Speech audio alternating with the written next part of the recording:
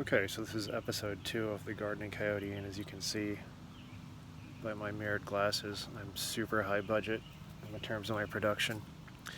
Anyway, I got a couple things that I'd like to talk about in regards to this specific tomato that is in front of me right now, so let's get into it. So, here we have a tomato that's been planted mid-March and has been in the ground for, I don't know, maybe 3 weeks now. It's about, 20 inches tall. It is a regular leafed variety. It's indeterminate, which means that it's going to keep growing pretty much throughout the entire growing season. It's not going to stop at any predetermined height.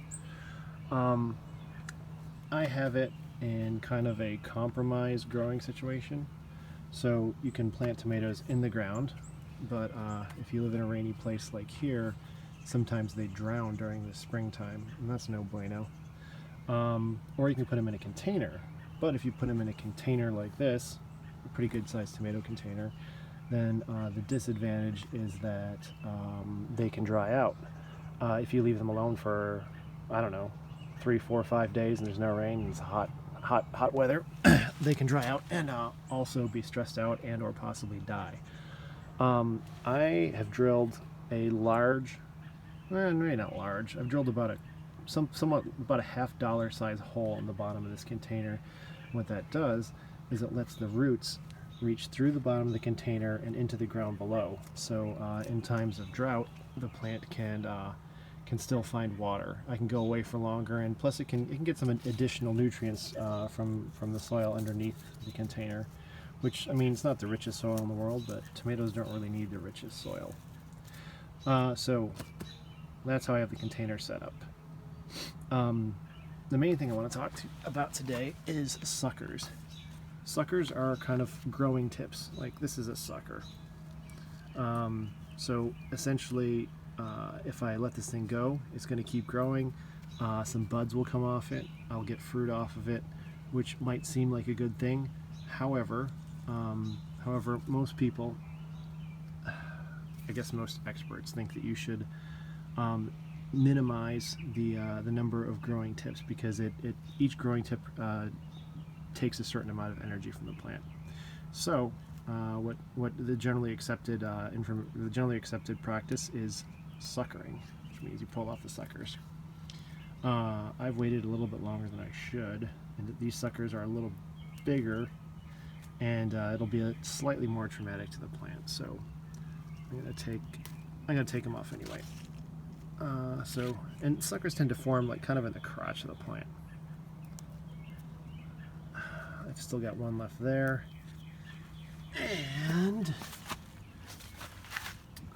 that one's kind of big. What you can do also, my camera work sucks. What you can do also is you can leave just a couple. So here is my plant that is now mostly free of suckers. There's really only, there's kind of 2 growing tips. There's that little one there and that growing tip. And I'm okay with leaving 2 growing tips because it won't crowd out the plant. It won't be the foliage won't be so dense that it encourages fungal diseases. And I guess the good thing about having different growing tips is you actually get more tomatoes. Now, you may get smaller tomatoes, but I would say that having more than 1 growing tip will give you more tomatoes, and they may actually give you more tomatoes per plant by the pound. So that's kind of my philosophy. I've cleaned it up. There's plenty of airflow among the leaves. Hopefully, this plant will be very late to contract any sort of foliar diseases, if it contracts it at all. And in this part of New York, most tomatoes eventually get late blight or some sort of blight. So that's just part of life. As the temperatures get colder in September, just the plants get sick and they start to die off. So the plant is now pretty much all set for a couple of weeks.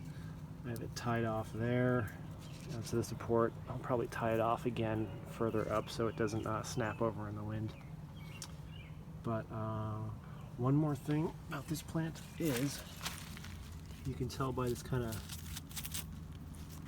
powdery dirt that's coming up around the edges of my shredded paper mulch, is that there's ants in there.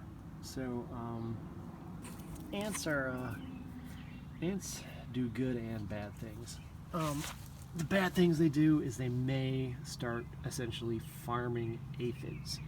However, I've never really had a problem with aphids on my tomatoes, so it's not so much a bad thing, or it's not a problem. The good thing they do is they will aerate the soil. They'll keep the soil in the container from getting too compacted down, which is definitely a good thing. So I'd say under this circumstance, it's a net positive, and so that's why I am not going to mess with ants.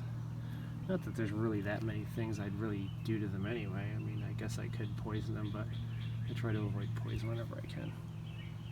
And that is about all I have to say about this tomato.